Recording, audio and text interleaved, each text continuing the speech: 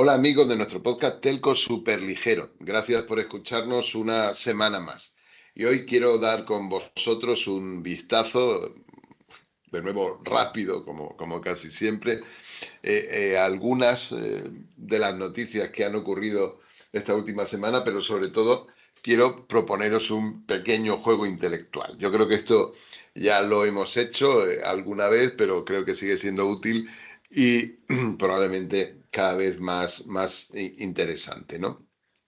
Si miramos los últimos datos mensuales que ha publicado la CNMC, que llegan hasta febrero de este año, hasta febrero del 26, e incluyen enero por primera vez, vemos que, digamos que el breve y probablemente desafortunado viaje de los clientes de Vodafone a Finnetworks y de Finnetworks a Vodafone, pues se ha completado. Es decir, han vuelto a incorporarse las cifras de clientes que fueron contabilizados dentro de Finnetworks, pues a los clientes que se contabilizan como Vodafone. Fundamentalmente porque Finnetworks ha pasado a formar parte como consecuencia del impago de los servicios pues de Vodafone España, ¿no? Entonces, eso de alguna forma nos permite ya entrar en un territorio más o menos estable, siempre más o menos, ¿no? Acerca de cuándo Digi va a poder alcanzar y superar a Vodafone España como tercer operador de banda ancha fija en el país.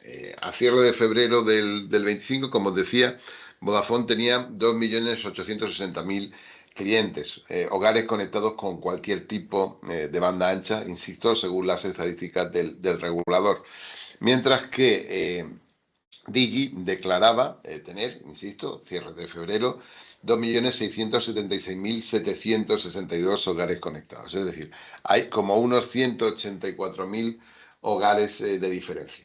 Como veis, es una diferencia nimia, es muy poco. Estamos hablando de cifras que, bueno, pues de 2,8 millones frente a 184.000 clientes. Y además sabemos que el crecimiento de Vodafone España en número de clientes de banda ancha fija pues es moderado, es decir, están muy concentrados en evitar la pérdida de clientes y en capitalizar la migración de HFC hacia FTTH, y en parte de esa estrategia, ¿no? Pues radica, ¿no? La creación de las dos supernetcos, una con más Orange o Orange y otra con Telefónica, que permite un camino, pues claro, pues para resolver esa migración. Pero digamos que la migración absorbe fundamentalmente sus recursos y se enfocan en no perder clientes, mientras que Digi tiene una estrategia completamente diferente, que está muy enfocada en el crecimiento.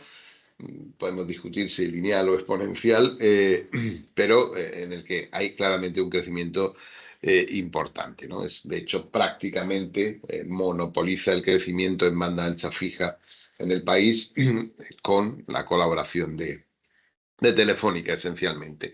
Entonces, el ejercicio, la broma que os propongo es: vamos a calcular cuánto tiempo tardará Digi en alcanzar y superar. Insisto, esto es una simulación, no tiene ningún sentido más allá de contar una historia. Para eso podemos usar, digamos que los incrementos mensuales netos promedio del año anterior, del año 25, que nos colocan con Digi ganando 52.000 clientes al mes y Vodafone aproximadamente unos 5.000.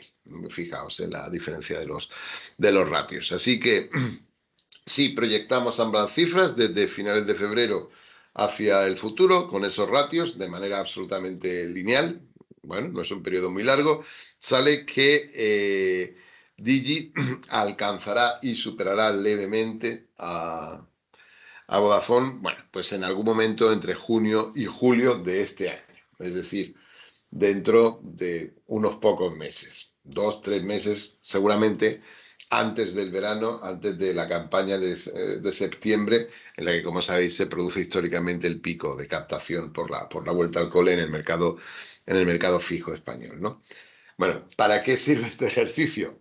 Bueno, pues no para mucho, no para mucho más que fijarnos en que hay claramente un sorpaso, ¿no? Una carrera que es un síntoma, y tal vez una causa, pero fundamentalmente un síntoma de cambios estructuralmente profundos, ¿no? En el mercado español, que además están sucediendo ya y sus efectos son inmediatos y obvios, ¿no? Entonces, quedaos con esa idea, un cambio estructural que podemos contar en meses que apunta a acciones que deberían ocurrir pues de manera más o menos inmediata, ¿no?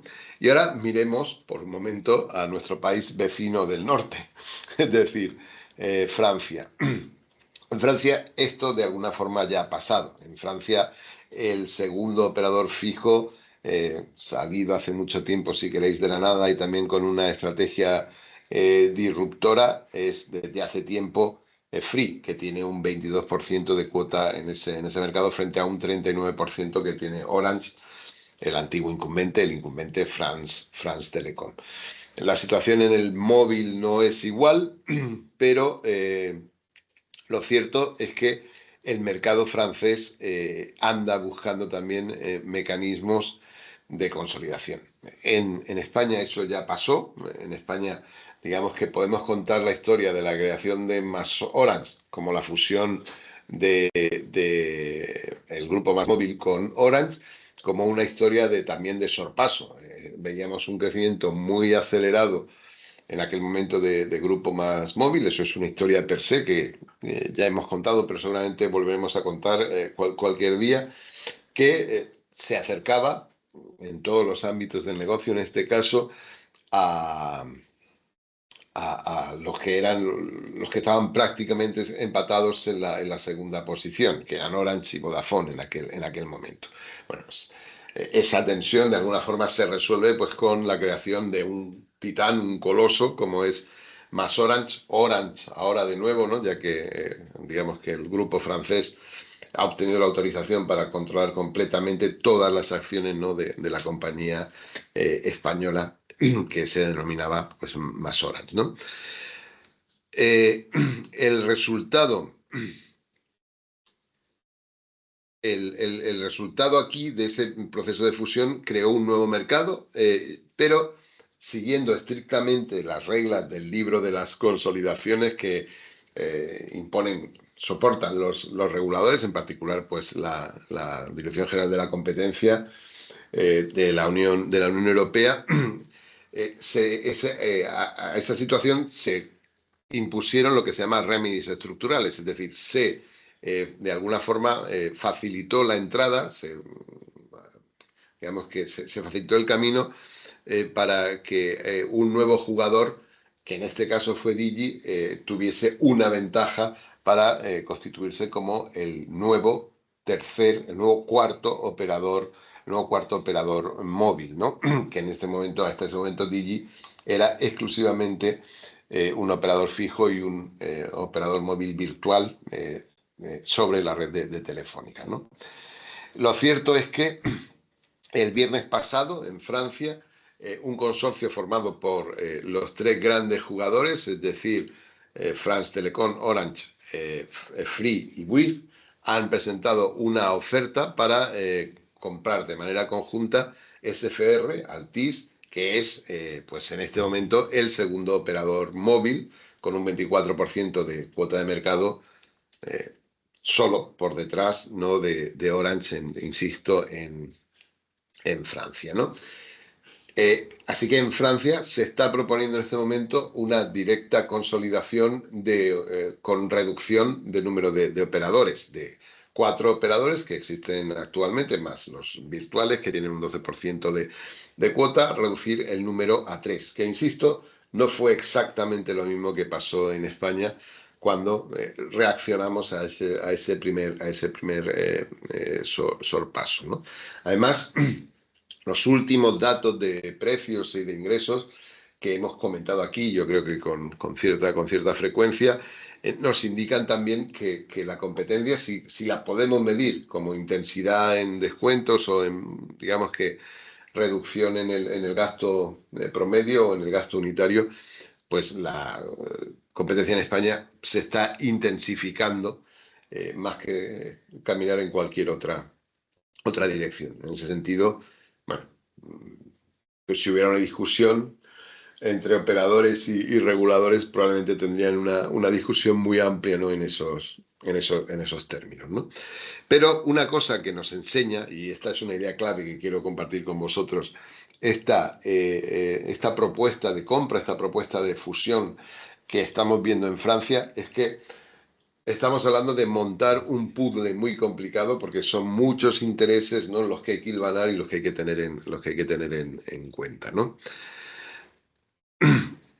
La novedad aquí, la idea clave es que los principales jugadores se coordinan para comprar, como os decía, el segundo operador del país, que además está históricamente, pero claro, estas cosas no suelen mejorar con el tiempo, pues está atrapado en una importante crisis de deuda, ¿no? que debe resolver. Merece la pena recordar que hace unos meses estos mismos operadores presentaron ya una oferta por 17.000 millones. La nueva oferta son aproximadamente 20 millones, 20.000 millones de euros.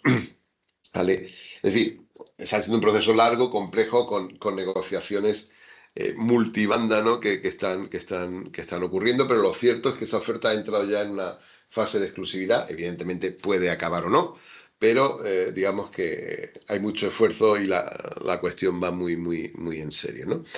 En realidad, si miramos algunos de los escasos detalles, ¿no? que se han publicado, es Bouygues el que con un 42% del importe a pagar, de esos 20 billones de los que hablábamos, pues es quien lidera la oferta. Estamos hablando, en realidad, de un movimiento en el que el tercer operador móvil, de alguna forma, opta por controlar el segundo, ¿no? Desde ese punto de vista, sí nos recuerda alguna cosa que ya hemos visto en España.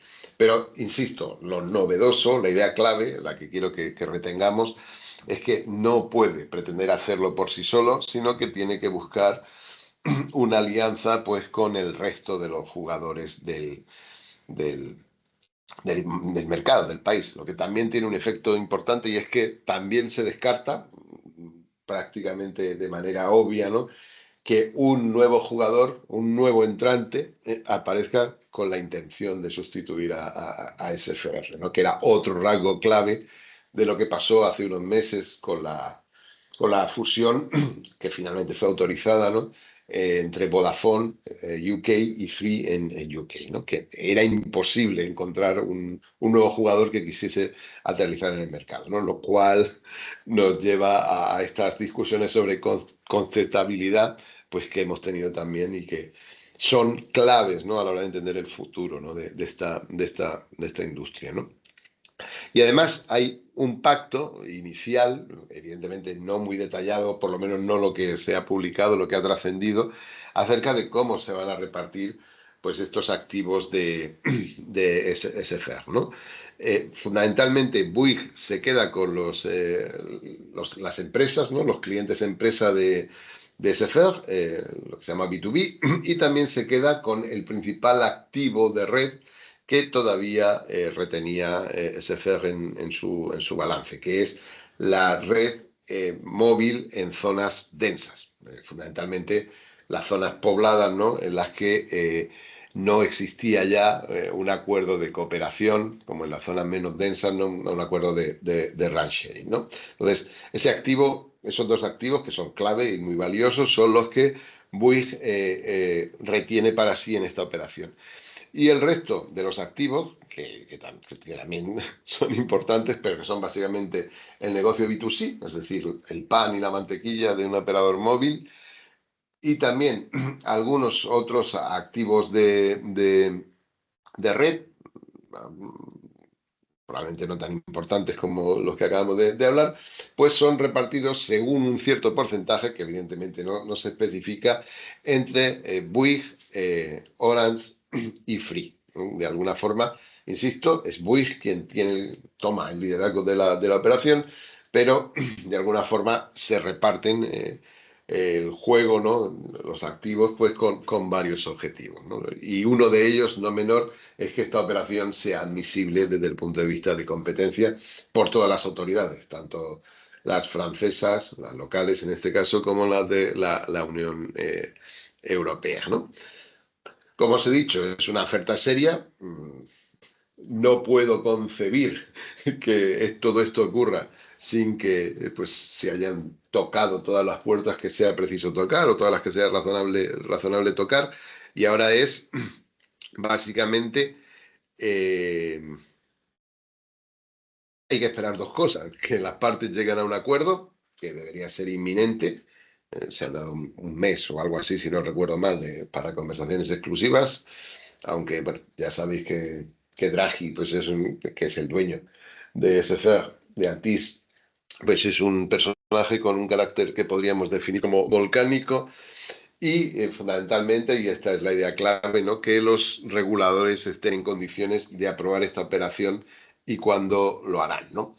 Porque esta operación llega justo en el momento y es como un test, ¿no? Es como la prueba de el signo de los tiempos, ¿no? Hacia dónde vamos en un mercado como el europeo, cómo vamos a ganar escala, hacia qué tipo de mercado vamos. Y este es un debate de décadas que se alarga eh, por años, ¿no? En la Unión, pero en la que estamos viendo en este momento sí tendencias, ¿no? de cambio, ¿no?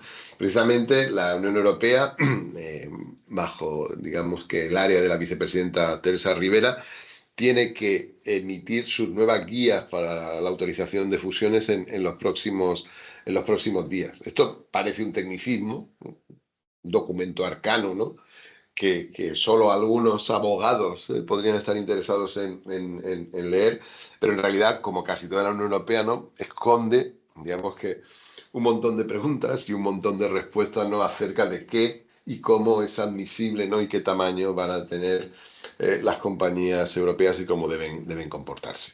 Y afecta de manera muy particular a sectores muy relacionados con la infraestructura, como es en buena parte el sector telco, y también pues, a sectores que estén buscando escala, como es también el caso el sector telco. De hecho, Emilio Gallo hace algunos meses, en los desayunos, una conversación con Ignacio del Castillo, cuando le preguntaban por estos temas de la consolidación, él decía que la única manera de saber qué iba a pasar era ver qué pasaba con la primera.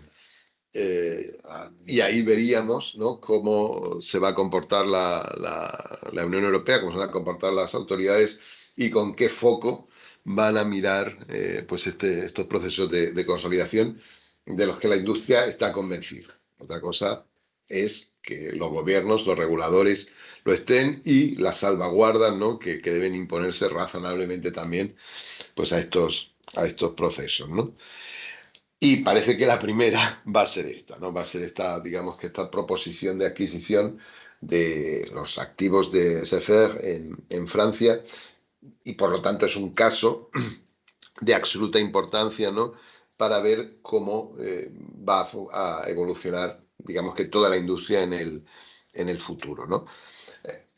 Hace algo más de tiempo en UK, la CMA, la Comisión de los Mercados y el Comercio, aprobó la fusión entre Vodafone UK y, como os decía, y Free UK, sin imponer remedios estructurales, al contrario de lo que de alguna manera sucedió aquí en España, precisamente porque no encontraba viable, ¿no? Que apareciera un caballero blanco, ¿no? Que fuera capaz de sustituir a Free en UK, ¿no? Entonces, ¿será esa la línea de razonamiento que se imponga en la Unión a raíz de este caso?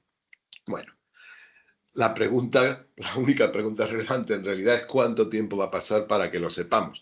Recordad que el proceso de creación de Masorans tomó más de 2 años y no creo que ese sea el espíritu que deba iluminar el camino, ¿no? En esta nueva decisión, siendo también extraordinariamente compleja, porque como hemos dicho, no es una aproximación clásica como la que como la que sí, de alguna forma se presentaba en el caso de Más Móvil y Orange. Que no sea una aproximación clásica no quiere decir que no haya ejemplos, ¿no? De hecho, en Brasil, hace algunos años, vivimos a una situación parecida cuando el resto de los operadores móviles, a saber Vivo, que es Telefónica, Claro, que es América Móvil, y Telecom Italia, sí, Telecom Italia, decidieron que podían rescatar los activos de hoy, que estaba, bueno, en una situación también de deuda, pues tremendamente complicada. Y desde entonces el mercado brasileño ha sido una cosa completamente diferente. Insisto, veamos qué quiere decir esto en Europa y veamos cuánto tiempo tarda la comisión, las autoridades, ¿no?, en arrojar algún tipo de luz sobre qué camino debemos seguir. Porque, recordad nuestra primera idea, el tiempo está corriendo, ese cambio ya está sucediendo. En cuestión de meses habremos cruzado un umbral eh, que no pensábamos que fuéramos a cruzar pues hace al menos algunos años, ¿no? Evidentemente, si seguimos las estadísticas mes a mes y esto no pasa de la noche al día, pero estamos en una situación que no es la que era hace algún tiempo, ¿no? Pues antes incluso de que se creara Más Orange, antes de que Segona tomara control de Vodafone España, ¿no? Lo cierto es que lo que ocurra en el futuro en España, todo sujeto, digamos, que a los mensajes que envíen las autoridades de regulación, no va a ser muy diferente a lo que ahora mismo estamos viendo en Francia, ¿no? Sabemos que, digamos que la creación de Masoran y los remedios impuestos ha acabado por reforzar a Digi. En realidad ese era el plan, no sorprende a nadie, ¿no? Eh, lo que sí sabemos también es que, y esto en particular desde hace algunos meses, particularmente yo diría que severo, desde septiembre del 2025, tenemos una guerra comercial que en este mercado dual se ha reintensificado en el low end. Estamos viendo cifras de portabilidad que eran inauditas. Estamos viendo descensos acelerados en los precios, aunque ahí solo llegamos hasta septiembre, ¿no? Por cómo se publican las estadísticas. Bueno, estamos viendo una situación que desde luego aumenta la presión, ¿no?, sobre el top line, ¿no?, de los operadores de telecomunicaciones. Sabemos también que Segona, pues independientemente de cómo lo declaren, ¿no?, y con qué margen temporal pues se quieran mover, pues tiene una filosofía de buy, fix and sell, es comprar, arreglar y vender, y cuanto más rápido mejor. Bueno, es algo que ya hicieron de alguna manera en Euskaltel, y ahora pues están claramente tratando de repetir en Vodafone. Así que la máxima prioridad de Segona, como es lógico, es buscar una posición de salida beneficiosa, mientras siguen trabajando, digamos, que la parte está del fix, y de eso ya hablamos, pero podremos volver a hablar seguramente en el futuro. Y además sabemos que hay otro reloj que está corriendo, además de este reloj, si queréis, simbólico del sorpaso, ¿no?, que mencionábamos al principio, y es que a finales del año 28 Vodafone España tiene que renovar o no su contrato principal de torres. Es un contrato que le permite tener desplegada su infraestructura física móvil en emplazamientos físicos, que debe ser renovado, como decía, a finales del 28. Este es el principal coste que típicamente tienen los operadores móviles, el coste de las rentas, ¿no? Hasta el punto es así que se cambió la normativa internacional contable pues para que aparezca por debajo del EBITDA, ¿no?, y se pueda controlar de manera más clara, ¿no? Entonces, esa posibilidad de renovar o no el contrato, que supone subvertir completamente, pues digamos que de alguna forma la estructura de la infraestructura física de la industria móvil aquí en España, pues está corriendo. Es otro reloj que hace TikTok, ¿no? Es otro reloj o tic-tac, es otro reloj que no para, ¿no?, y que tenemos que tener en cuenta, ¿no? Entonces, lo que suceda en España va a suceder. y va a suceder pronto, entiéndase como pronto, que incluye también los tiempos de la Unión Europea, ¿no? La pregunta es, como decía, ¿cuándo y cómo? ¿No? Porque no parece que vaya a ser una situación tan vertical y, si queréis, tan clara como las que dieron lugar a la creación de Masora, sino que seguramente iríamos a un escenario mucho más complejo, con una negociación todavía más multibanda. Merece la pena señalar que el mercado francés, en el que opera SFR, también es un mercado muy sofisticado, no sé si tanto, no sé cómo medirlo, ¿no? Como el español, pero que hay algunos activos de SFR, como por ejemplo su participación en varios consorcios de despliegue de red FTTH que están fuera de este perímetro, así como también servicios profesionales y de instalación que da SFR, bueno, negocios, si queréis, accesorios, ¿no? Pero digamos que no nos distraigamos, ¿no?, con eso de la complejidad que la propia operación, tal y como se ha anunciado, eh, requiere, y como es una plantilla, un modelo de muchas cosas que pueden pasar en Europa, que van a pasar muy probablemente en Europa y de manera pues muy particular en España, ¿no? Y esto es todo lo que os quería contar hoy.